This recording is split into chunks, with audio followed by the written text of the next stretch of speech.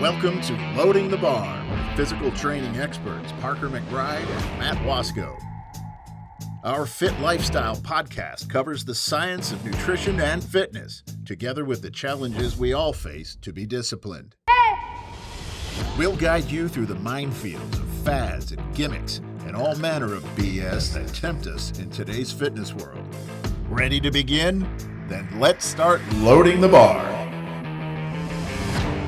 Welcome back, everybody, to the Loading the Bar podcast. Parker McBride here, joined as always by Matt Wasco. We are bringing you episode 6 today. How's it going, Matt? It's good. Good. I had a good morning and got to see all the members this morning, so it was nice. Just had my birthday. We won't talk about the age, but I did get a lot of crap for the last 24 hours from the members about my birthday. So well, happy birthday, Matt. Yeah. 29, right? Mm-hmm. We won't say how old Matt is today, but still doing real good. So yeah, good. Yeah, it's been a good week. We finally warmed back up a little bit.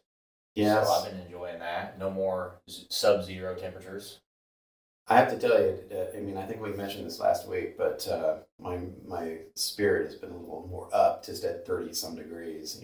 Just getting above freezing. Yeah. Because it was multiple days in a row of 0 to under 32 was kind of messed with your spirits a little bit. It kind of did. I noticed walking outside this week, you could walk outside in like a shorts and a hoodie and just felt nice. Yeah, it felt good. Degrees. Yeah, it was good. I wore shorts today, so yeah, same. It's like summer. Yeah. Well, next week is supposed to be in the 60s. Ooh. So we'll see. Mostly 50s, but a couple of days in the 60s. I'll take it. Yeah. All right. So our topic today, we're going to kind of dive back into nutrition a little bit. Mm-hmm. What we kind of want to talk about, we talk about nutrition a lot at kind of a high level and what that should look like. We want to talk about some specific foods because what we find with people that we work with is there's a lot of misconceptions about what people should be eating, what they shouldn't be eating. Specific foods that people often hear about as being really healthy foods that maybe aren't, and then foods that people are told to stay away from because they're unhealthy for you and they're actually healthy.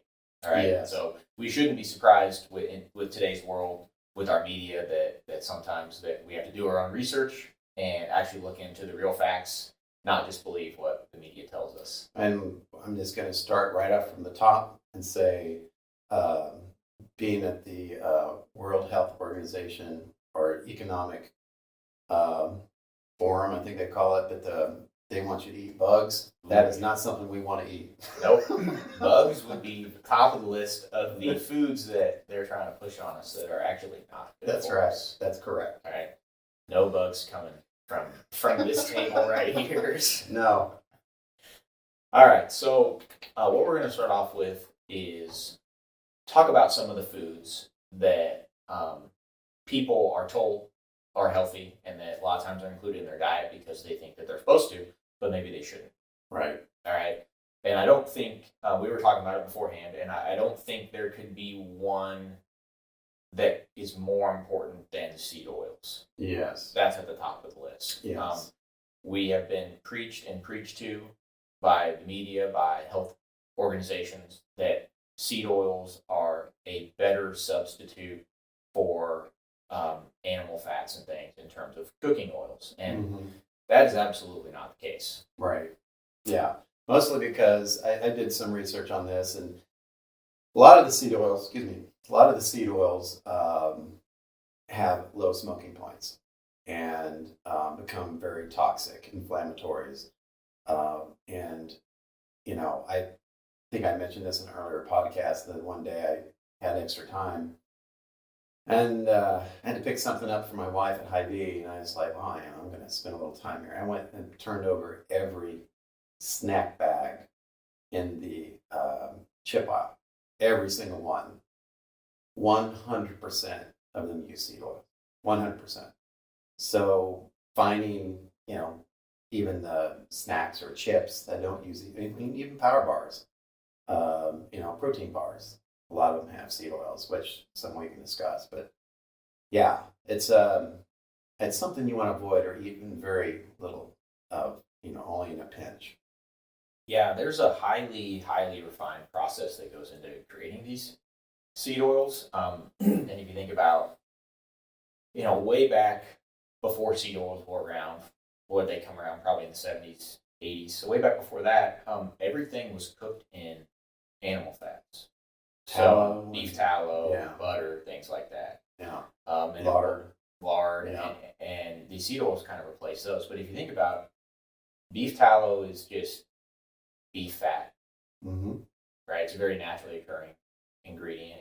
Butter, the process of achieving butter is taking the cream off of milk, which is a very naturally occurring product, milk. Right.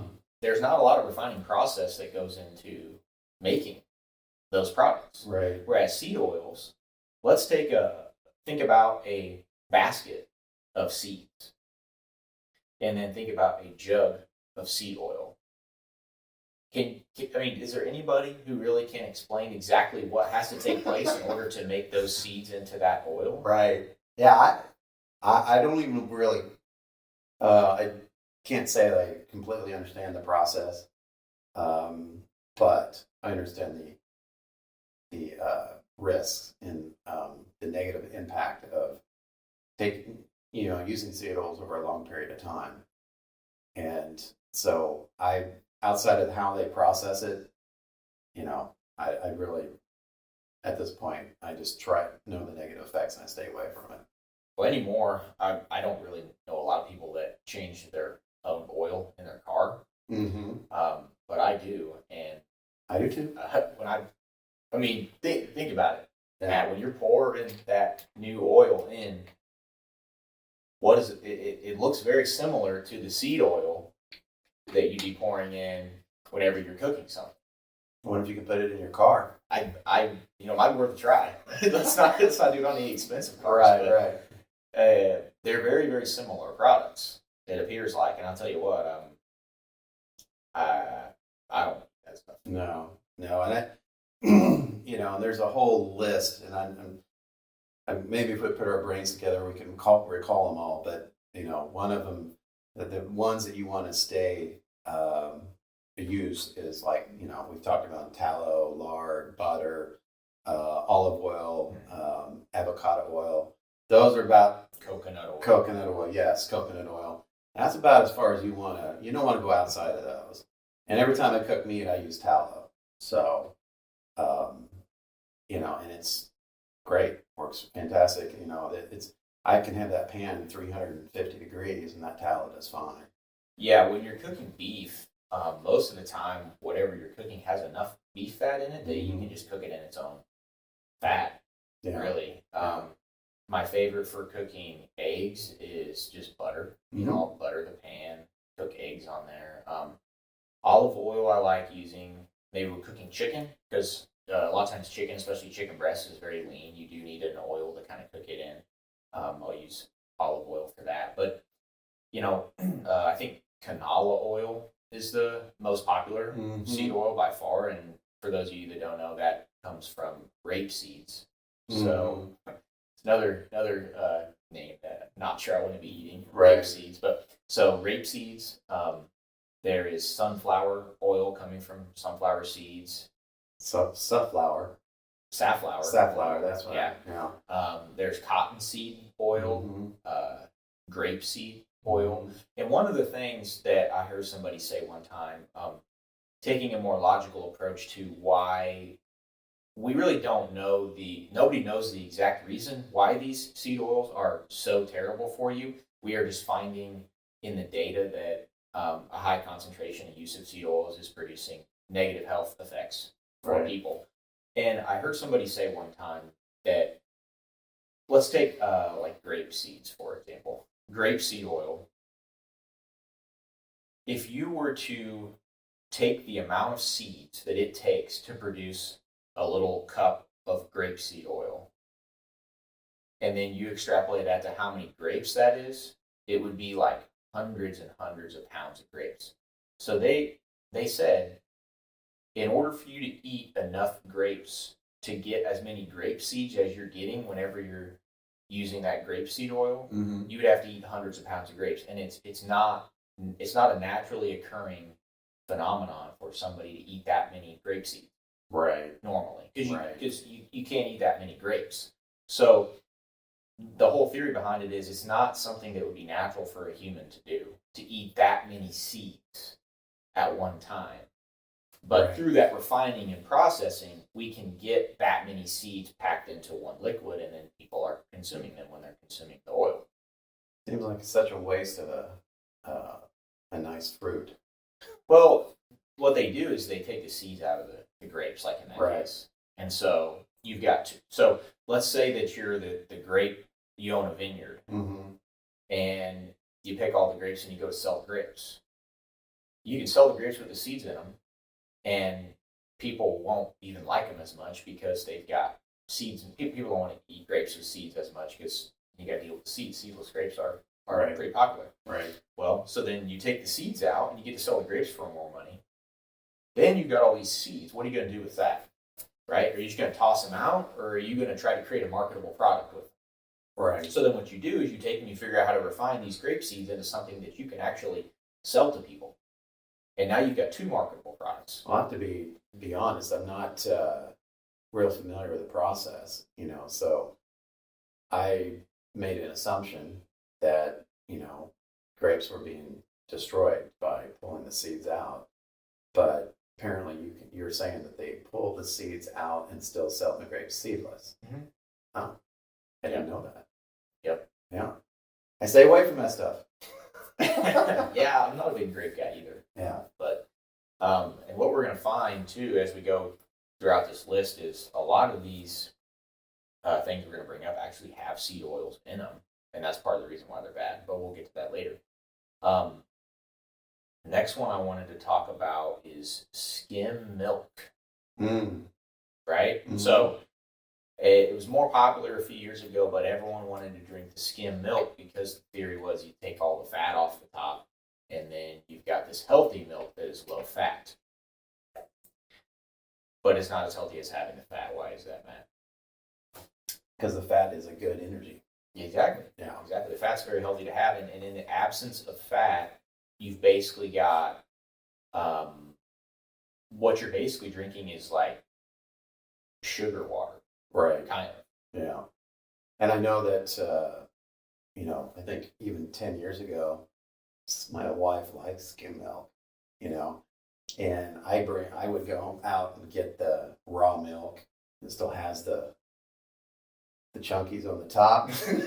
Yeah. I love that, and there's nothing else than better than raw milk with some chocolate syrup, making a good chocolate milkshake almost, but it's just chocolate milk. Syrup. Don't listen to that. Yeah.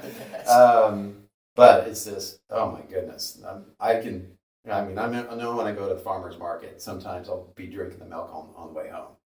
Good. That's so good. Yeah. So the fat's part of what makes it taste good. Yeah. And so it is. It tastes very. If you go from drinking full fat milk to drinking skim milk, it is very watery.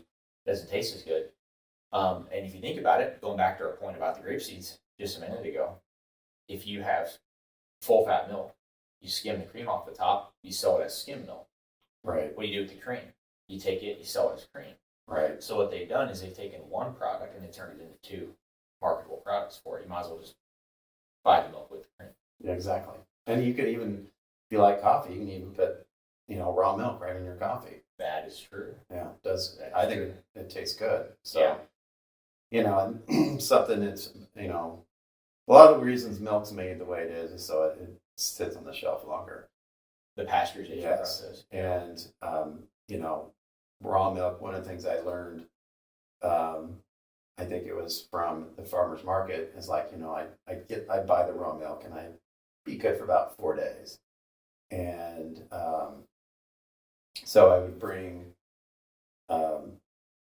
a cooler to get milk right in there and get it home and get about 7 days, which is about perfect. Well, the fat is the part that spoils the quickest. Is what causes the milk to spoil. Right. So what we end up having is the skim milk.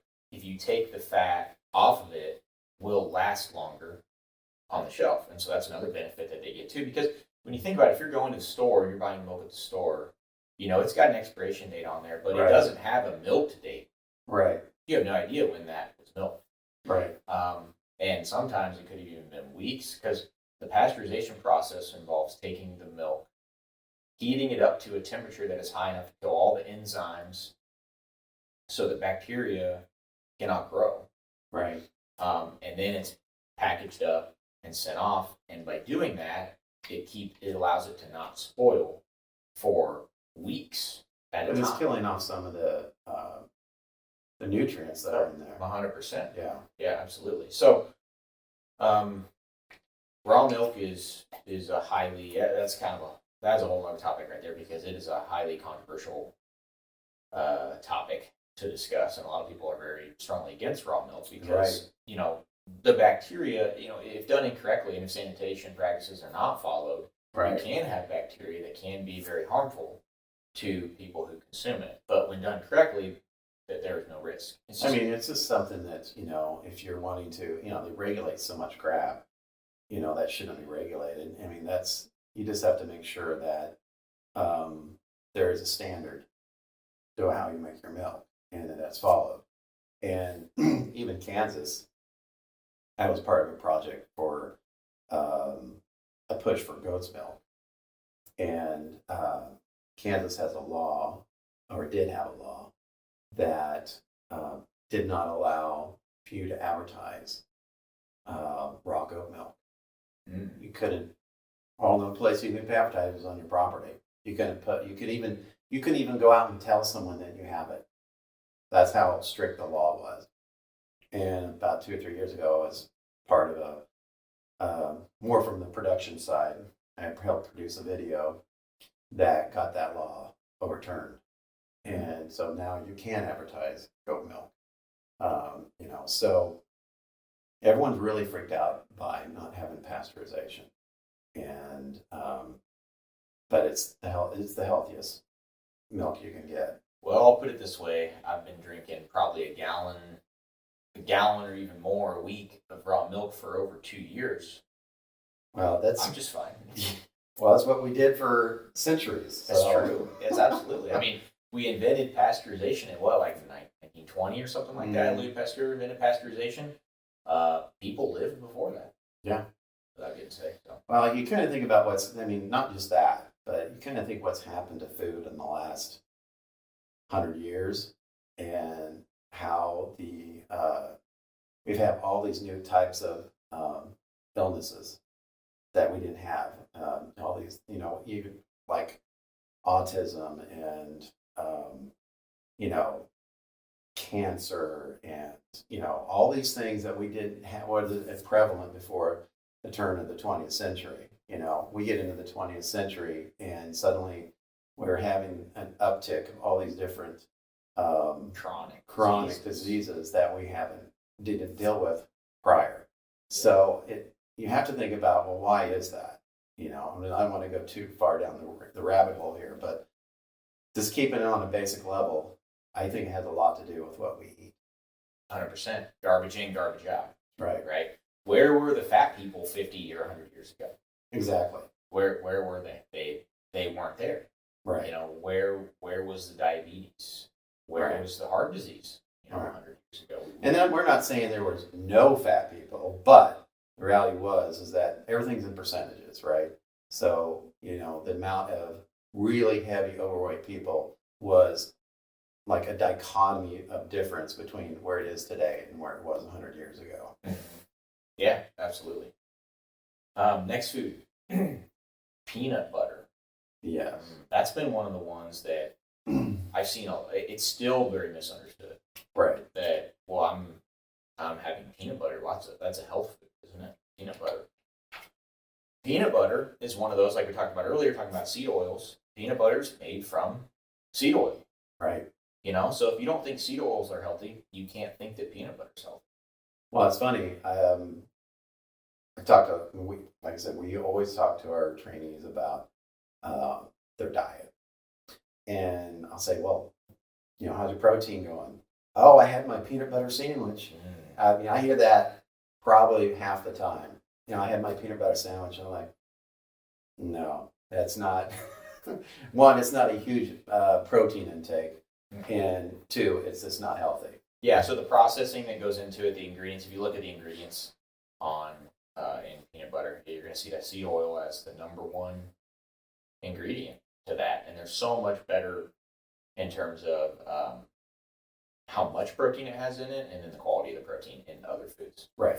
And there's really, if you like protein, a lot of times people who really, really like protein, if I am working on a diet plan for them, I will include it in very small amounts as sort of a treat for them. But it is not something that, you shouldn't be thinking about it in terms of a health food as in, I need to be eating this every day because it's very healthy for me. Right. And I think that's one of the things that I do want to jump in and say when we're talking about these unhealthy foods is not that any of them can never be eaten.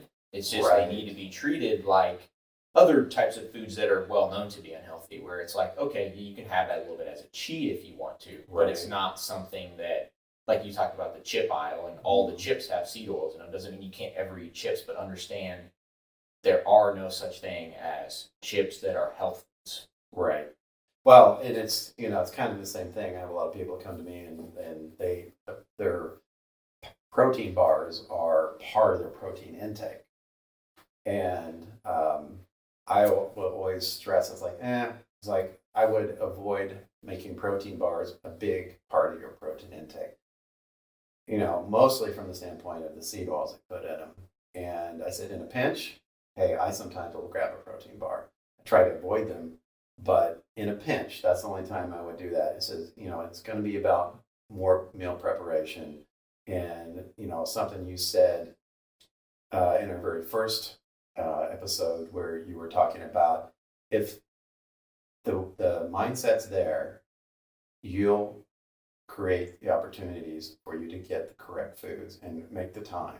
And it's about the mindset, and because I'm not shortchanging the fact that life is difficult. We all get in those pinches. We all run into an area where it's like suddenly something happens and we can't function like we were doing for 6 months in a row. And suddenly we have a couple of weeks that are kind of chaotic. There you go. That's your pinch, your moment. And you're like, my whole day's been thrown upside down. But you're thinking about that protein bar or that we're getting more protein in. You grab a quick bar to kind of keep that protein up there. That would be those type of moments where I would say it's okay. Yeah, in a pinch. So maybe we say this. If you're going to the grocery store, you should only be buying a box of protein bars maybe like once a month, not once a week. Exactly. Right? Once a month is like, okay, you threw one in every few days at a pinch, but if you're buying them every week and they're part of your regular meals and you're intending to eat protein bars every day, because it's the same thing when we talk about ingredients and processing. So a protein bar, it's still, you're going to find seed oils almost always in protein bars. And you're going to find an ingredients list if you go on the back of the package. On a protein bar, there's that flap on the back of the packaging you flip up and it's got the ingredients listed and then it goes over to the back of the flap and it goes over and it's in this tiny little font that you can barely even see because they've got to list all these ingredients out because there's so many. Yeah. And that's another problem. It's just a large number of ingredients. The higher the number of the ingredients, the higher the amount of processing that it took to get all that together. Well, that's a general rule of thumb. A lot of times I'll pick up a package and I'll just look at the ingredients list. And if it's usually, more than 4 lines, don't even read it, put it down. That's a general rule. I'm not saying that they're, super unhealthy, but it's a general rule that like, hey, if you have to put that many ingredients in there, then most likely we're starting to get into an unhealthy product. Yeah, absolutely. There shouldn't be that much processing going into it. Correct. Okay, I want to touch on yogurt too. Mm-hmm. So one of the things with yogurt is people just think, generally speaking, yogurt equals healthy. Now, there is such a thing as healthy yogurt, but what we have to watch out for is the kinds of yogurts that we're eating. So if you've ever had just like plain old unadded Greek yogurt, have you ever had that before? I don't know if I have. I don't like Greek yogurt, so Okay. So I'd probably not. Well, it's not. It doesn't taste like regular yogurt, Right. and there's a reason for that. That's just plain yogurt right there, and it has a very sour, almost like bitter taste to it. And so when you go to the store and you buy like a little individual cup of yogurt with the lid you got to peel off, and it's nice and sweet, and it's chocolatey, cinnamon flavory, whatever, you know, people think, oh, I'm eating this health food, this yogurt, but what did they have to do to get it from the sour, like just raw yogurt to that? Right. Well, they added a bunch of additives and sugars to make it taste sweet. Right. So you just took something that was healthy in its raw form and turned it into something that is unhealthy. Right. So for yogurts, what I always recommend for everybody is to just start with that basic Greek yogurt. You know, you go get the Fage or whatever brand. Make sure it's just plain yogurt, unflavored. Right. And then from there, if you want to add some flavor to it, you can add in some fruit, a little bit of honey, you know, something like that to mix in there. And then you get that sweetness without having to process sugar. Right. But you don't want to get it already flavored and think that you're eating something healthy because you're not. Well, and I know that I think I haven't had it in a long time, but I don't even remember. It was probably a decade ago where you buy the plain yogurt, there's no flavor in it, and it does have kind of that sour taste. And I did put honey in that. You know, it's not Greek yogurt, but I've never been a big fan of Greek yogurt, but you know, I have done that, so I kind of know as far as taste what to expect. Yeah. And so you'd have to put a decent amount of honey in there, and you'd get some flavor. Yeah, that's just kind of a little bit of a side note too. Is a fantastic substitute for processed sugar. Right. And it's natural and it's raw, and you can get it locally. Right. So honey is one of those foods. There are people all around the area with beehives that have honey that you can get. You put the honey in your foods instead of the sugar, you almost can't tell the difference. Right. My wife does a lot of her baking with honey instead. You can't tell the difference. Right. And you're eating honey instead of processed sugar. Another benefit of honey that most people don't realize is, so the bees, right, they produce the honey from the pollen from the flowers and the plants that are around them. Right. And they found in studies that if you consume honey that is from bees that were local to you, your allergies are significantly improved or even go away. And the reason for that is because you're eating this pollen and this honey that is produced from these flowers and these weeds that are all around you. So whenever those weeds start to come up and produce allergies for people, you've already got the protection in there because you ate that honey. Right. So if you buy honey at the store, you know, it may have came from a completely different geographical region where they have different flowers and different weeds that the bees were getting their pollen from. And so you don't have that allergy protection. Natural, local, raw honey consumption is a big factor in reducing allergies, seasonal allergies. Yeah, I know we have members in the gym who have seasonal allergies, and they eat a lot of local honey. Yeah. It is it's a big help for anybody that I've talked to. Yeah. So the next thing I want to talk about is soy. And one of the big problems with soy is it causes a large increase in estrogen. Right. Which is obviously going to be more problematic for males than is females, because males, you know, soy make you a girly guy, you know, raise your estrogen and lower your testosterone. For women, not as worrisome, but we have so many. This is a whole other topic we could get into, but there are so many things in this world and in the environment that are causing estrogen levels to go up that we don't need any extra help. Even women don't really need any extra help with raising their estrogen. So right. Soy is a big problem. It's a lot of times used as a replacement, people think, oh, well, I'll eat soy and it'll be healthier than eating like meat. Right. And we see it as it's used a lot in plant-based meats and things like that. And that's another thing that we're very against is plant-based meats. Oh my gosh. We want meat-based meats. Yes. Or we want what I've heard before is plant-based meats because the cow ate plants, so therefore it's plant-based. Something I heard the other day, which was quite disturbing, is that they're using human DNA to manufacture meat for us to eat.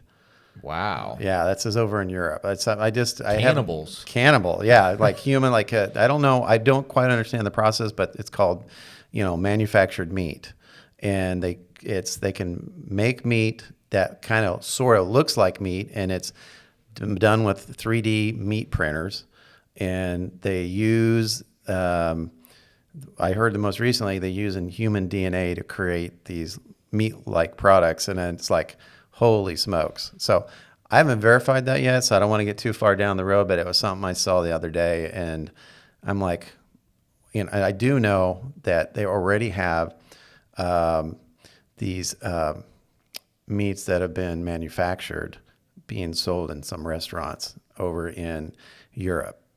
Yeah, and they have said that they don't have to necessarily advertise where the meat came from. Yeah. They don't have to advertise that it was 3D printed. Yes. Yeah. Which is pretty sneaky. 3D printing meat, or lab grown meat or any of those things. Why do you think there's such a push to obtain meat from all these other sources, whether it's plant-based, whether it's 3D printed, whether it's lab grown? Why not just meat, regular meat? The only thing I can think of, is it has something to do with control. And how I would describe that, I don't want to get into, but, why move us away from what we've been eating for the history of man? Outside of the theory of global warming, cow, they seriously take it serious that cows fart. They take that serious.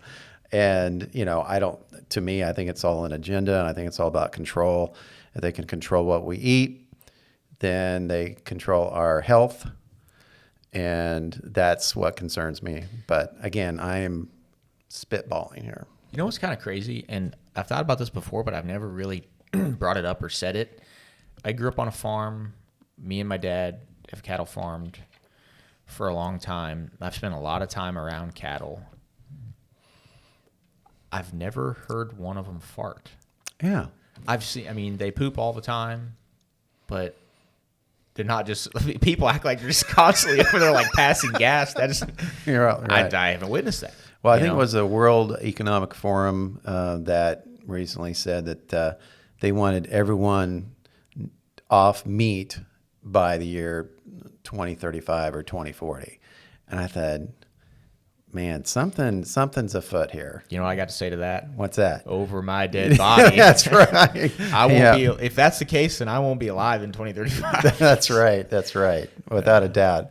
So here's to saying our prayers and making sure that doesn't happen. Yeah, that's an interesting one. That we'll kind of see how that all unfolds over the next few years. But it's just interesting that they're pushing so hard against the meat, and I'm not sure I buy the global warming reasoning as being the reasoning for it. No. Next on the list, so I wanted to touch, this is one that's been mostly debunked, and I'm sure most of you guys listening to this understand it, but I want to touch on it real quick just to be sure, and that is certain types of breakfast cereal. So obviously everyone knows the sugary Cocoa Puffs, Fruity Pebbles, stuff like that. That's not good for you, but there are brands of breakfast cereal that try to brand themselves as a healthy alternative to other breakfast foods, namely like Cheerios or Bran Flakes or Corn Flakes, things like that. One of the things that's always confused me is the Cheerios commercials, where it's like the little bee that flies around. He's like, oh, it's heart healthy. Yeah. And I'm thinking, what about Cheerios makes it heart healthy? Yeah. Why would it be good for your heart? Yeah. Again, what got me off of cereals was the dyes that they put in them.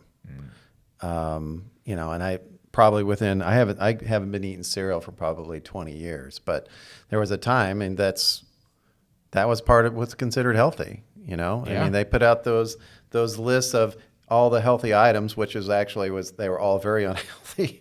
And I remember looking at all the dyes they put in those cereals, and then the enriched bleach that they use as far as in some of the other cereals. But it was one of the things that I just moved away from, and just eggs in the morning.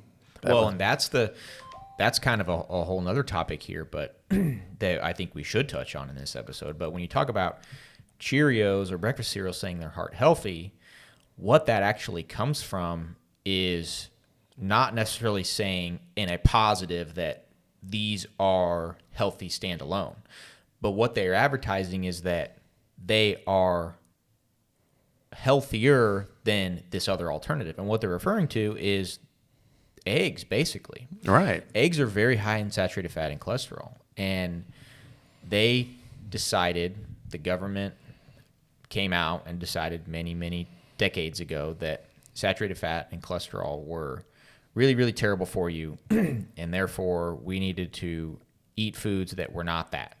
So eggs had to go away. Mm-hmm. So what these breakfast cereals said is they came out and basically what they're saying is eggs are bad for you. We're not eggs. Therefore, we're healthy. Right. Regardless of what you think about the health of eggs or any other common breakfast food, do you think it makes sense to market something as healthy just because it's not something else? No, that doesn't make any sense. Yeah, it doesn't make no sense. But yet they were allowed to do that just because they could say, oh, it's low in fat, it's low in saturated fat, it's low in cholesterol, it's healthy. Right. You know what else is low in cholesterol? Sugar. Yeah. You should go out and say, oh, just pour sugar down your throat because it's low in cholesterol. And that's the crazy part about it is we need to focus on more like positive statements of this is a healthy food, not just, well, it doesn't have this in it, therefore it's healthy. And that's when we get into like a food label discussion about things being labeled as fat-free or sugar-free or these buzzword food labels, organic or all natural, because these food labels will advertise you things to try to get you to buy their food. But just because it has that food label on it does not mean that it is healthy. Well, they put a lot of processed sugar in a lot of those cereals. Mm-hmm. And in fact, they put a lot of processed sugar in almost everything at the grocery store. And sugar is like if people do the research, sugar feeds disease. It's why disease spreads in your body, because it uses that sugar. A lot of time you clean that sugar up, even sometimes having to remove fruit, and the disease will either mitigate or disappear. There's been some studies about that. There has been. Yeah. And this is an anecdotal piece, but it's something I wanted to bring up. We're now this is January 27th, so I'm 27 days into carnivore month in January. And, January is normally a month where it's wintertime and I'm dealing with little sicknesses here and there, colds, sniffles, things like that. One of the things that I've noticed is that I have not even felt the least bit sick, sniffly, cold, sore throat, anything like that the whole month. Mm-hmm. And what is the main thing that's taken out of my diet by doing carnivore was sugar, because I'm still getting lots of protein. I'm still getting lots of animal fats, but there's no sugar in the diet. And any of that sickness has gone away. It's funny you mentioned that. This whole month, since December, my family has all been sick. I mean, really sick. And I didn't sweat it because I know my son eats fairly healthy, not all the time, but my all the other members in my family have been really sick. And all I've had is kind of like a stuffy nose. That's about it. I've been healthy the entire time. I've been I'm with them all the time, you know. Yeah. So there's something to be said. I mean, you know, I don't know how to stress it enough is that, and I talk to trainees, I was like, man, I'm telling you, if you eat healthy, you clean the sugars up, you clean up the processed foods, you know, you're at another level, and you don't really know what you're missing until you do it, you know. So a lot of the body adjusts to them eating all these processed foods. You know, the body adjusts to that. And when you clean yourself off of that, you feel great. And if you ever go back and you eat some of that junk, I think I had I was in a pinch. Me and my wife were driving along the highway, and there was no food between an hour away and where we were coming from. And I was just like, I got to eat something. I'm going to die, you know. And it was this poor planning on our part. So we stopped at a Hardee's, and I got me some hamburger, and I ate that, and I felt terrible, you know. So, you know, you'll be surprised how accustomed the body gets to eating healthy, and how terrible you feel when you put junk into it. Yep. And it's almost immediate. I mean, I feel bad within an hour of eating that food. Eat healthy to be healthy. Correct. Yeah. It's that simple. Yeah. If the food's not healthy, there's no reason to think that it's going to make you be healthy as a person.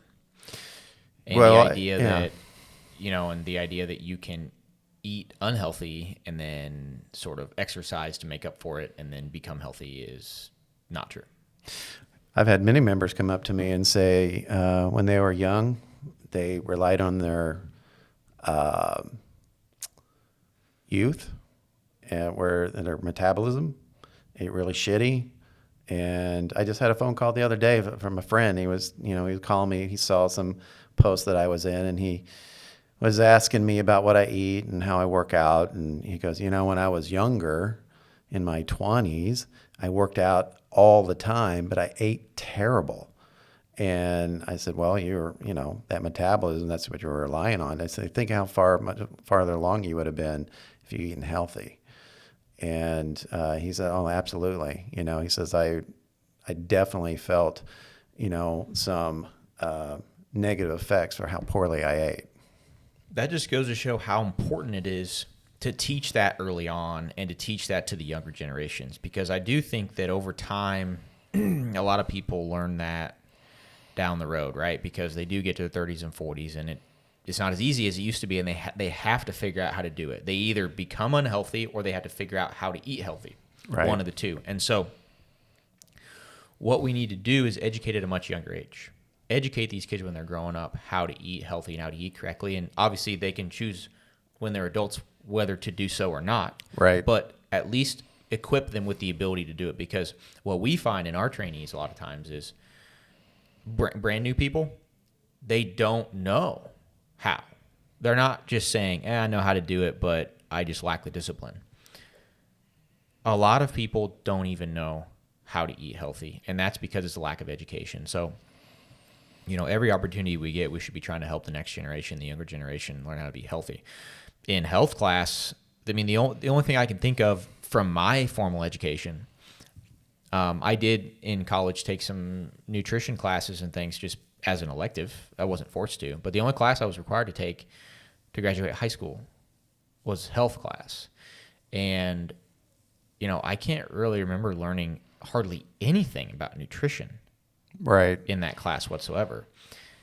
I think it should be a mandatory part of the curriculum in public schools to do some in-depth teaching on nutrition. I will say this. When I was growing up, I can't remember, it was the FDA that put it out, but there was a pyramid. Oh, the food pyramid. The food pyramid. And that was pushed on us as kids from the time I was young, in school, on TV, at the doctor. My parents bought in, and that pyramid is like completely reverse of what it should be. And, you know, I was like, that was an indoctrination in my view of of having an entire generation that ate poorly. Well, maybe I changed my mind then. Maybe we shouldn't teach nutrition in public schools because they'll mess it up. They obviously tried that and did mess it up. Because you're right. So the food pyramid was still around when I was in like elementary school. I remember it being a thing. And I mean, remember they say the bottom, the big thing, the most you should eat is the grains. Yeah. And the carbs and the sugars and the process. And then what was at the top and the very small was the fats. Yeah. Right. So they're basically saying replace all of your fats with sugars. And then there was like meats and dairies and stuff at the top is very small. My food pyramid is like meat, fruits, vegetables, very little sugars and carbs at the top. Right. It's almost inverted. Yeah.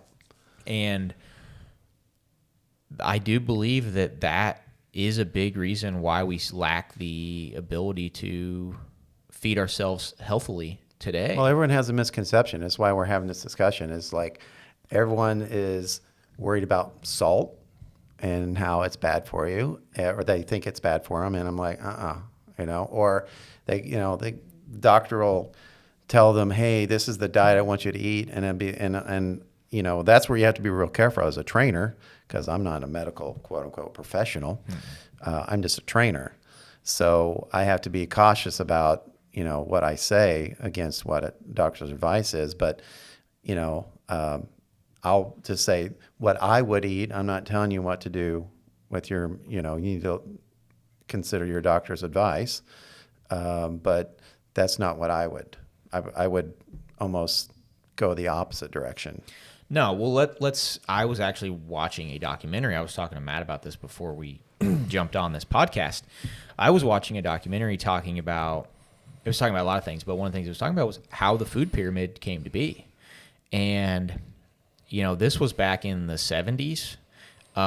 There was some issues starting to take place with poverty-induced hunger.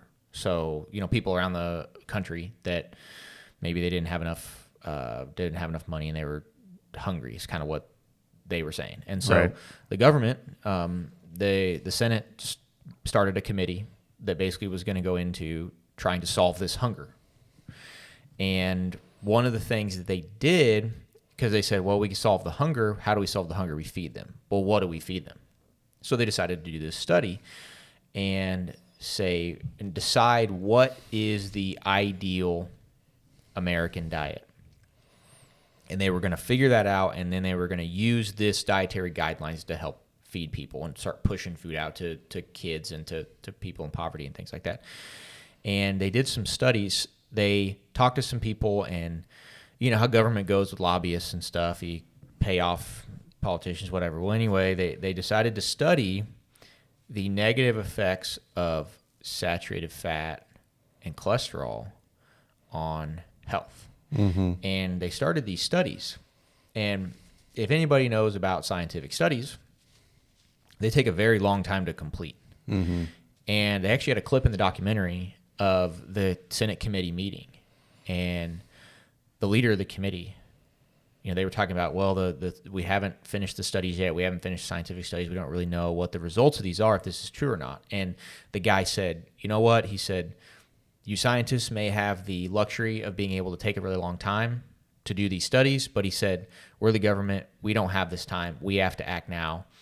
We're just going to push forward with it, regardless of what the studies say.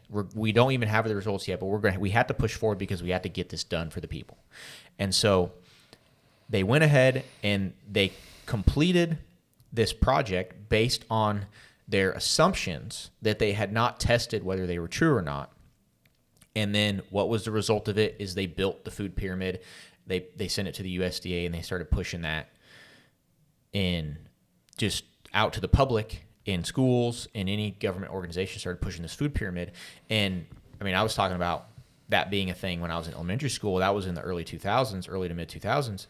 So this was in the 70s. I mean, we're talking about 40 years that this was the go-to education on how to eat as a human in the United States. Right. And it was not based on the evidence of the research the way that people think that it was. Right. Yeah. And, I can just say from my schooling as well, it was pushed hard.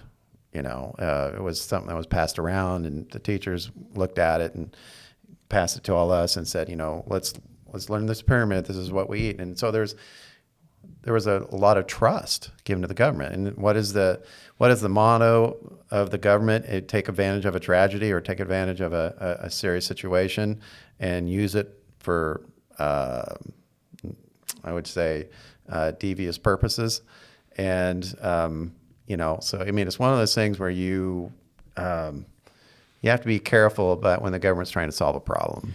Well, let's think about this logically for a second, because you could say, well, the government has these terrible intentions, but let's just say, for example, for the sake of argument, that they don't have terrible intentions and that they actually want to do what's right and what's healthy. But if you're somebody, let's say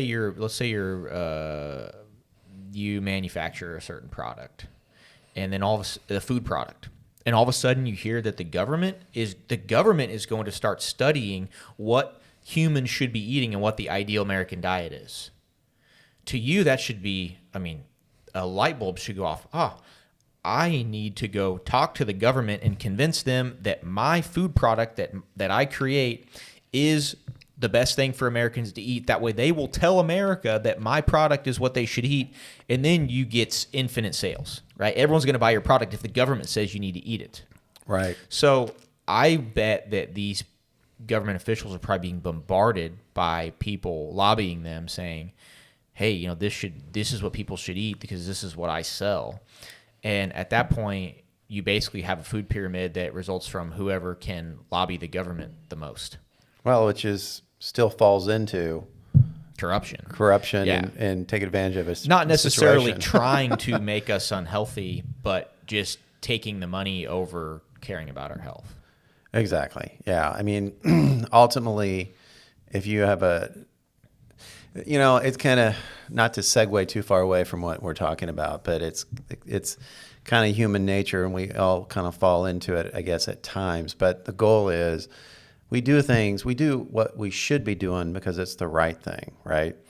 And a lot of times man falls into, I do this thing because it benefits me. Yeah. And that goes from us as individuals all the way up to government or lobbyists, or, it's like, hey, my product isn't the best, but you can make a lot of money, so I'm going to lobby for it, even though I know it's not the best for, the population. And unfortunately, we deal with that throughout time. So, well, another thing you have to look at too, long-term profitability. So let's say that you're the government and you gave these guidelines that are making everyone unhealthy. Mm-hmm. So what happens to unhealthy people? They have to go to the doctor. They have to go take medication. So then you say, oh man, we messed up. We gave the wrong guidelines. We told people to eat these wrong things. We need to change our guidelines back. Well, then what happens? The medical industry says, oh, no. We're making a bunch of money off all these unhealthy people, giving them medications and treating them and treating these diseases. We can't go making them healthy because then we'll lose money.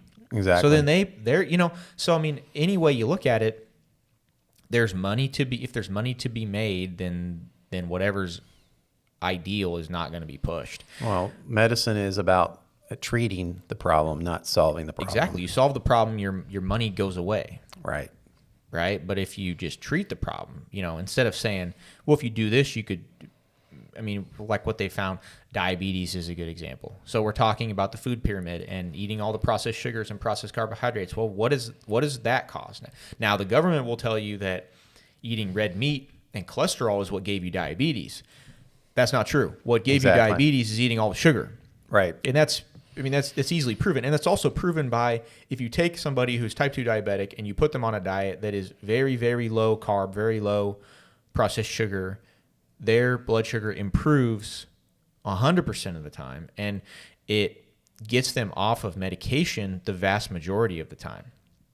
Yeah. No, I have I've done a lot of research on red meat and where people do either like what they call the Lion's diet or a carnivore diet, and all kinds of chronic disease disappears. Exactly.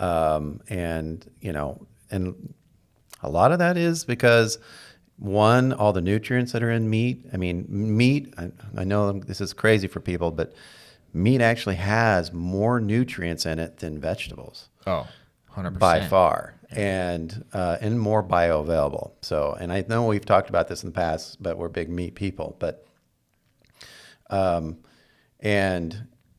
not only that, so you have that going for you, and then you have the fact that you've gotten off of processed foods, which causes all kinds of chronic issues. I mean, I think what we eat is one of the leading causes of death in America.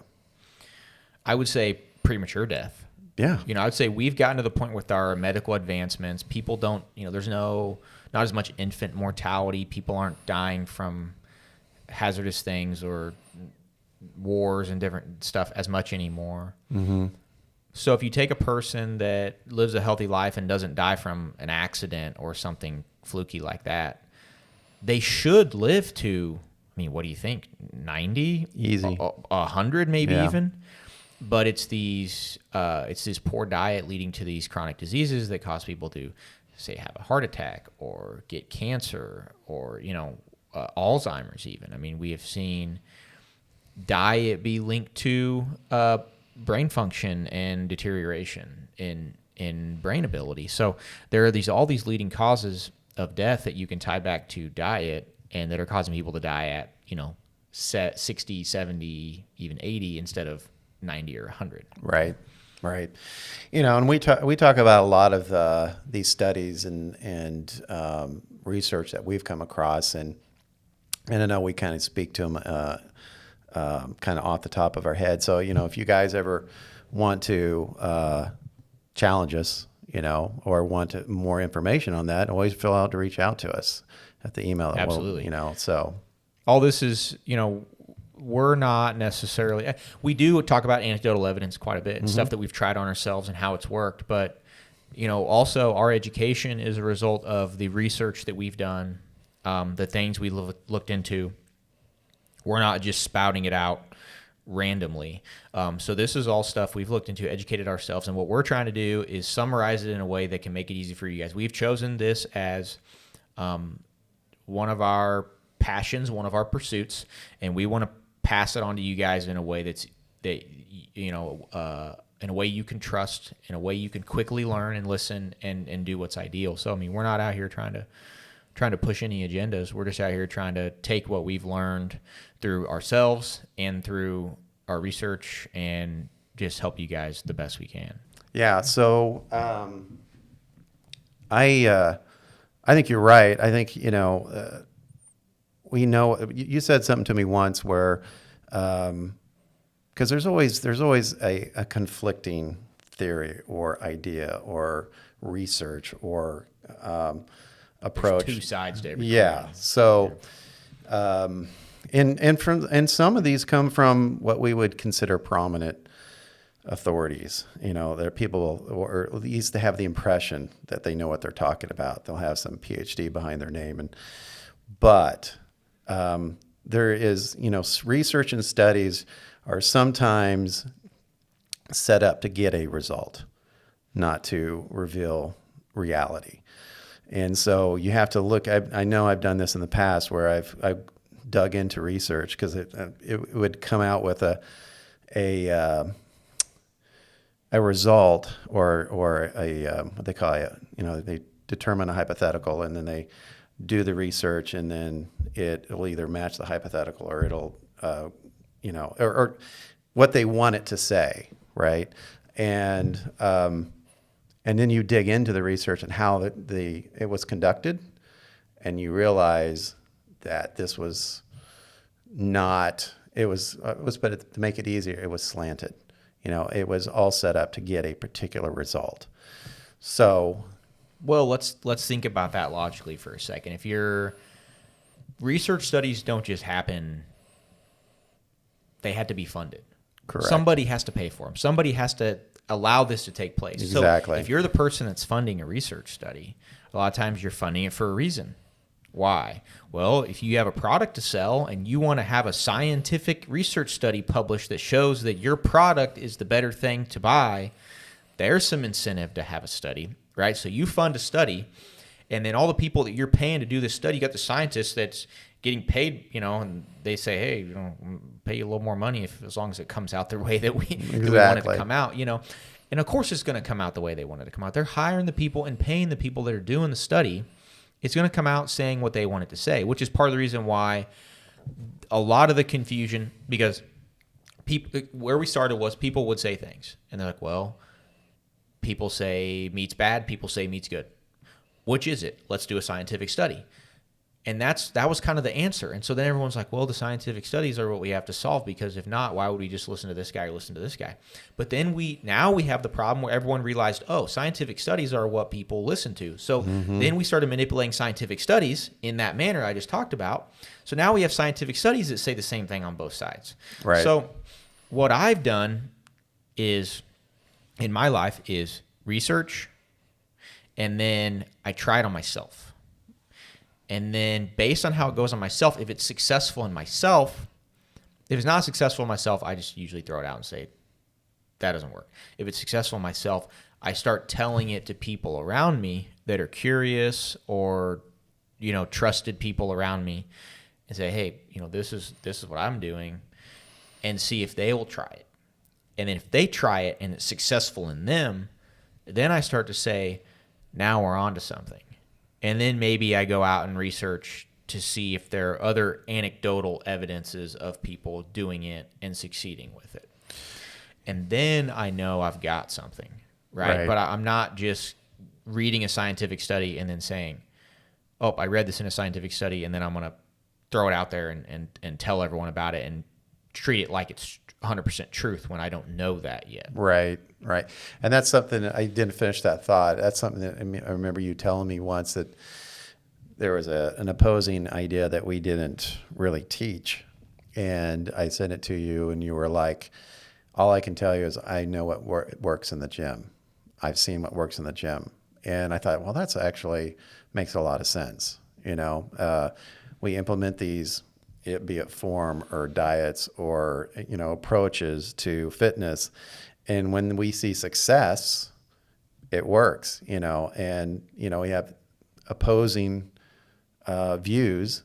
And that's the thing about the fitness industry is very nuanced. A lot of opinions about a lot of different things. And, a good rule of thumb when it comes to fitness is if there's a quick fix, most likely you need to shy away from it. Hey, look like this in so many days by drinking this product, doing this exercise or following this fitness program. Fitness should always be a lifestyle, not, hey, 8-week program, I look like this. And, they'll put some like Arnold Schwarzenegger figure out there, and you have to, the magic pills theory, it comes in all forms. And that's a good rule of thumb, is to step away from that. If it's too good to be true, it most likely it is. Yeah, it's doing the right things over and over again, all day, every day for years on end. And that's where health comes from. Going back to our episode last week, that's where longevity comes from. And if you don't do the right thing and you let that compound for years on end, that's how you end up sick. That's how you end up diseased. That's how you end up dying earlier than you should. Right. Well, and dying of things that are, cancer is huge right now. And I mean, probably the number one killer. Probably the number one killer. Maybe heart disease first, but. And, I will say it's very difficult to eat these days and eat healthy without additional work, right? You can either growing your own food or going to the farmer's market or being very thorough about what you buy at a grocery store. It's difficult to eat healthy. It's difficult and it's expensive. Yes. But it's the way I view it, you're either going to pay now or pay later. One way. Exactly. So, What better investment to make than an investment in yourself and your health, yes. right? What better investment could you make? You know, I'm a very frugal person. I don't like spending money. I like saving and investing. But I do spend money on quality food for me and my family. Correct. That I've told my wife before, I'm never gonna be upset about that. I'm never gonna not be willing to work harder in order to make sure that we can eat healthy, quality food. Yes. And, you came up, you've had that right out of high school into your marriage. A lot of that for me has been in the last 20 years, right? So I remember being in my teenage years and, I was a distance runner and I'd run, 5 miles, stop at McDonald's, eat 2 Big Macs and run another 5 miles, so,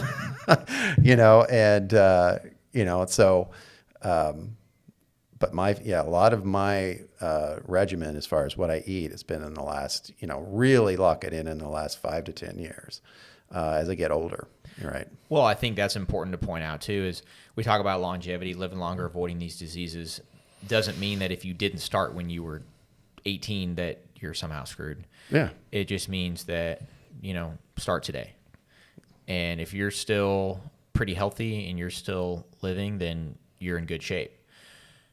But I will also say, and this is where anecdotal evidence comes into play. People I've talked to, people I've listened to, listen to their testimonials.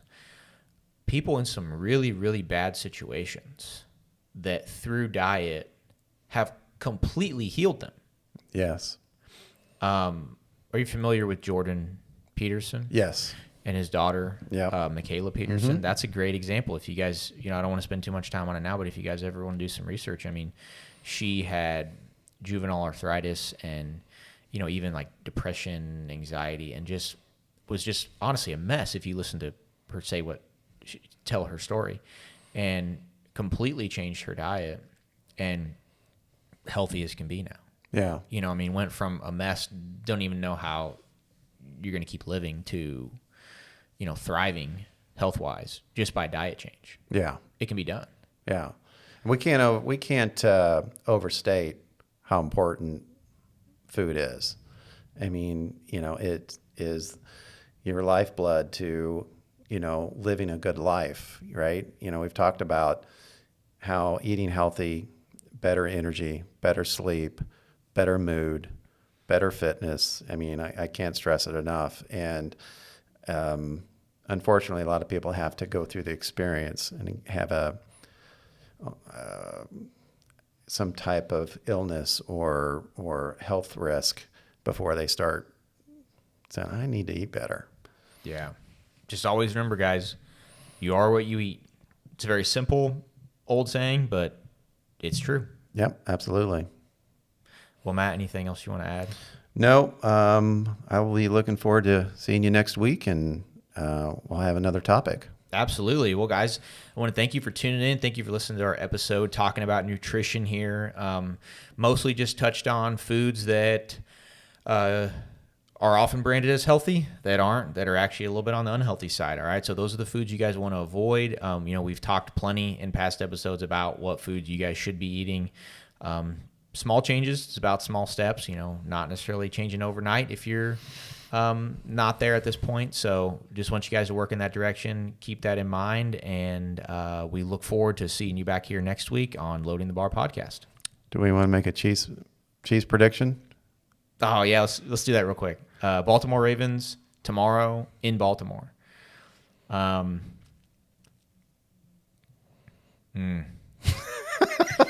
I hate to do this because I'm gonna predict what I think is going to happen. Yeah. I'm not going to predict what I want to happen. Right. But I'm going to take Baltimore. 30-21. I am too. I think Baltimore's going to get up on an early and I think Chiefs are going to be probably down 21-7, and then by the time it's over, it's going to be like 30-21. You can't take the same. Okay, we'll do 35 to 24. There you go. All right. 35, 24. All right. See you guys back next week. See if our predictions are All right. Bye-bye. Hey, look at you. You've completed another milestone by finishing this episode of Loading the Bar. Your future self thanks you profusely. Loading the Bar is podcasted from Kansas City, Missouri. Email us at cpt.kansascity@gmail.com. Forge ahead and share your progress. And we'll see you back here for another episode of Loading the Bar.